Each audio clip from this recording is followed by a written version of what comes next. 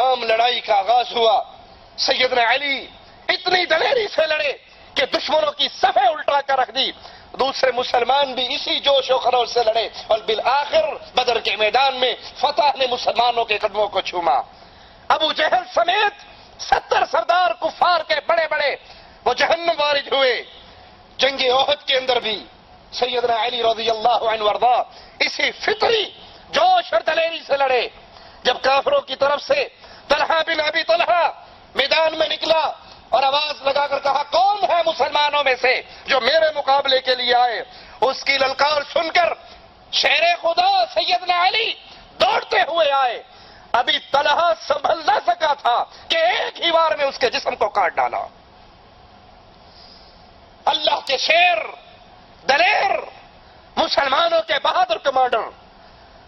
اور جب اس کے بھائی ابو سعید نے یہ منظر دیکھا کہ میرا بھائی طلحہ ایک ہی وار میں علی کے سامنے خون میں لت پت ہو گیا، تو وہ جنگ کے لیے آیا۔ سیدنا علی رضی اللہ عنہ وارضا اس کی طرف لپکے اور اس کو زخمی کر کے زمین پہ گرا دیا، اور پھر وہ سیدنا سعد بن ابی وقاص سے مقابلے میں کرتا ہوا مارا گیا۔ ان دو دلیروں کی موت دیکھ کر مشرکین دیش میں آئے اور عام لڑائی کا آغاز ہوا۔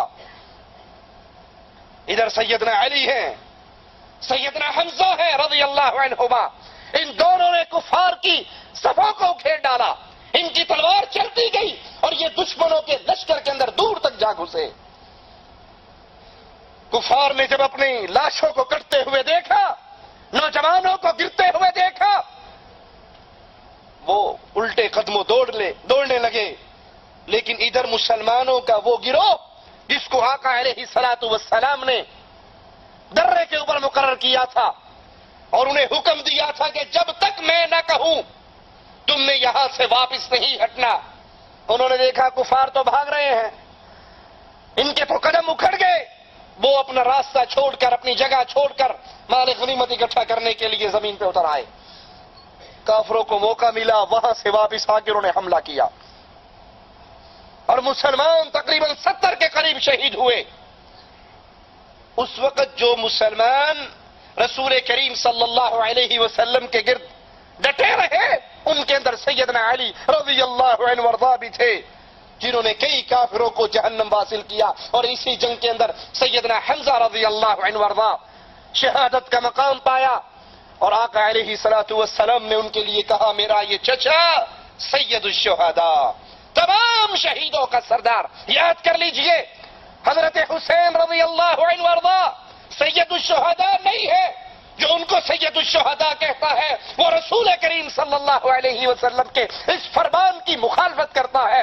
آپ نے فرمایا میرا یہ چچا حمزہ قیامت تک آنے والے شہیدوں کا سردار ہے رضی اللہ عنہ وارضا۔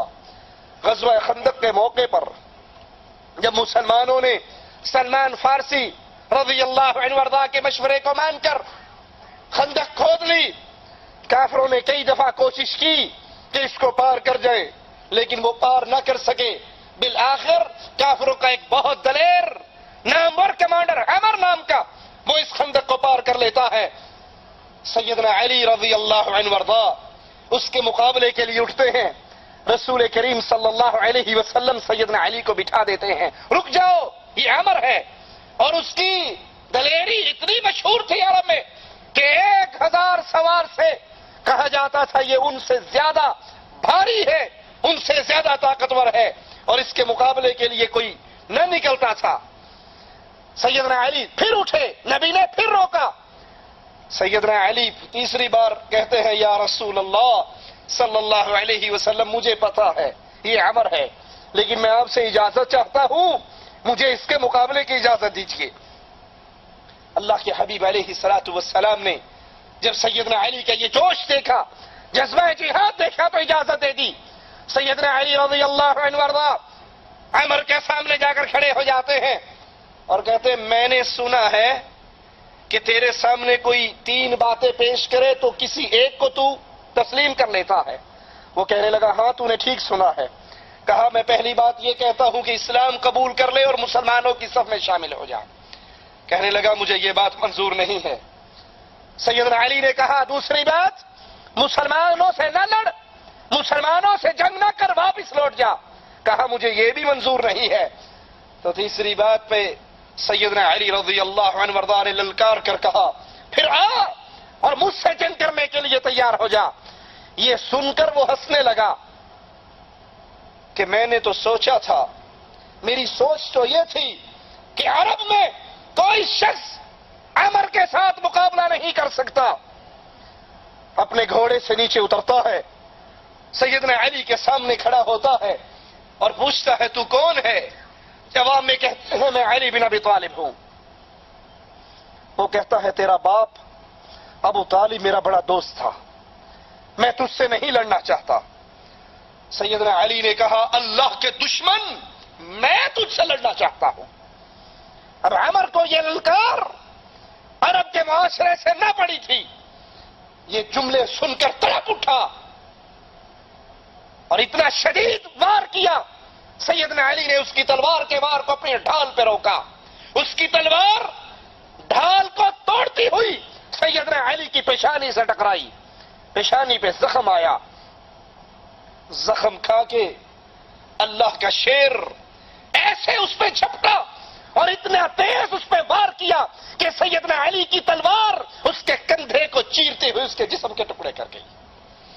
سیدنا علی رضی اللہ عنہ وارضا کفار کے اس نام اور ثبوت کو قتل کرنے کے بعد بلند آواز سے نعرہ تکبیر بلند کرتے ہیں، اور جب کفار کے وہ لوگ جو عمر کے پیچھے خندق میں کود گئے تھے انہوں نے اپنے اتنے بڑے سردار کو کٹتے ہوئے دیکھا تو خوف سے واپس بھاگ گئے۔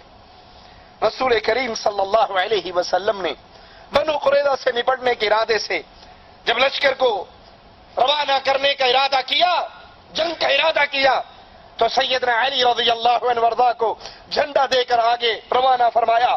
3000 مجاہدین اللہ کے حبیب علیہ الصلوۃ والسلام نے سیدنا علی کے ساتھ روانہ کیے، لیکن یہودیوں کے ان ٹولے نے جنگ کے بغیر ہی اپنے ہتھیار ڈال دیے اور مدینے سے 60 کلومیٹر دور فدق نامی یہودیوں کی بستی تھی، ان کی سرکوبی کے لیے آقا علیہ الصلوۃ والسلام نے سیدنا علی کو 200 سواروں کے ساتھ بھیجا۔ یہودیوں سے جنگ ہوئی، وہ شکست کھا کر میدان چھوڑ کر بھاگ گئے۔ صلح حدیبیہ کا موقع جب سیدنا عثمان رضی اللہ عنہ وارضا آقا علیہ السلام کے سفیر بن کے مکہ والوں کے پاس گئے اور مسلمانوں میں مشہور ہو گیا کہ سیدنا عثمان شہید ہو چکے ہیں، تو آقا علیہ الصلوۃ والسلام نے اپنے صحاب سے بیعت لی، جس کو بیعت رضوان کہا جاتا ہے، جن پر رضامندی کا سرٹیفکیٹ آسمان والے رب نے اتار دیا۔ لقد رضی اللہ عن المؤمنین، اللہ راضی ہوا ان اہل ایمان سے جو ایک درخت کے نیچے بیٹھ کر آپ کے ہاتھ میں بیعت کر رہے تھے، ان خوش نصیبوں کے اندر سیدنا علی بھی موجود تھے رضی اللہ عنہ وارضا۔ صلح نامہ تیار ہوا، یہ لکھنے کی ڈیوٹی بھی اللہ کے حبیب علیہ الصلوۃ والسلام نے سیدنا علی کے ذمہ لگائی۔ سیدنا علی نے لکھا بسم اللہ الرحمن الرحیم۔ مشرکین مکہ کے نمائندے سہیل نے کہا کہ ہم الرحمن الرحیم کو نہیں جانتے، معاہدہ لکھنا ہے تو اس پہ لکھو بسمک اللہم، ہم الرحمن الرحیم کو نہیں جانتے۔ نبی کریم صلی اللہ علیہ وسلم کی ہدایت پر سیدنا علی نے یہی لکھا۔ اس کے بعد رسول اللہ صلی اللہ علیہ وسلم نے کہا لکھو یہ وہ شرائط ہیں جو محمد الرسول اللہ نے قریش کے ساتھ طے کی ہے۔ قریش کے نمائندے سہیل بن عمر نے پھر کہا محمد الرسول اللہ، اگر ہم آپ کو رسول اللہ مانتے تو آپ سے جنگ کیوں کرتے؟ ہمارا تو اختلاف ہی یہ ہے، ہم آپ کو رسول اللہ نہیں مانتے۔ شرائط لکھنے میں محمد الرسول اللہ کی بجائے لکھو محمد بن عبداللہ۔ اگر رسول مان لے تو جنگ کس بات کی؟ ہم اس کو تسلیم نہیں کرتے۔ آقا علیہ الصلوۃ والسلام نے کہا اللہ کی قسم میں اللہ کا رسول ہوں، اگرچہ تم مجھے جھٹلاتے بھی رہو، تمہارے جھٹلانے سے فرق نہیں پڑتا، میں اللہ کا رسول ہوں۔ علی سے کہا علی محمد بن عبداللہ لکھو، محمد الرسول اللہ کو مٹا دو۔ سیدنا علی کہنے لگے یا رسول اللہ صلی اللہ علیہ وسلم، میرے دل میں حوصلہ نہیں ہے، ہمت نہیں ہے، میں کس طرح آپ کے نام مبارک کو مٹا دوں، میں کس طرح محمد رسول اللہ کو مٹا دوں؟ آپ کہتے ہیں بتاؤ کہاں ہے؟ حضرت علی وہ جگہ بتاتے ہیں، اللہ کے رسول اپنے ہاتھ سے خود اس کو مٹا دیتے ہیں، اور پھر باقی معاہدہ لکھا جاتا ہے۔